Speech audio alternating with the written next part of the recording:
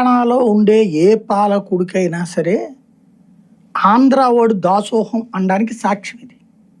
ఆంధ్ర నాయకులు మనకి ఆత్మగౌరవము ఇట్లాంటివి అని మన దగ్గర కూర్చుని మన వాళ్ళ దగ్గర మాట్లాడడానికి పనికొస్తాయి. అక్కడ దేనికి పనికిరాదు. ఎందుకంటే వీళ్ళందరి ఆస్తులు అక్కడ ఉన్నాయి, వీళ్ళందరి వ్యాపారాలు అక్కడ ఉన్నాయి. నీళ్ళకి సంబంధించి ఎత్తిపోతలతో లాక్కుపోతున్నారు నీళ్ళని. చంద్రబాబు టైంలో లాక్కుపోతున్నారని జగన్ టైంలో లాక్కుపోతున్నారని చంద్రబాబు మాట్లాడతారు తప్పించి ఎందుకు లాక్కు రావట్లేదు? మన నీళ్ళ హక్కు మనం ఎందుకు తెచ్చుకోవట్లేదు? పైగా ఇప్పుడు మనం పట్టిసీమ ఎందుకు కట్టామండి? ఎవరికి తెలుసు? నీళ్ళ గురించి తెలిసినోడికి తెలుసు.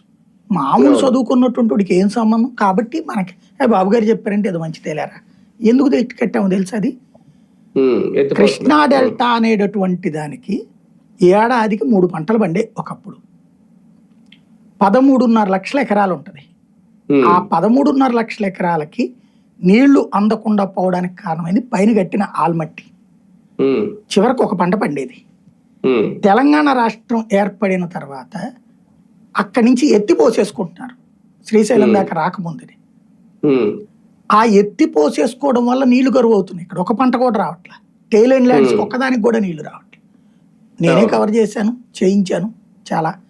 ఆవనగడ్డ నాగాలంక పక్కకి పోతే రావు నీళ్లు.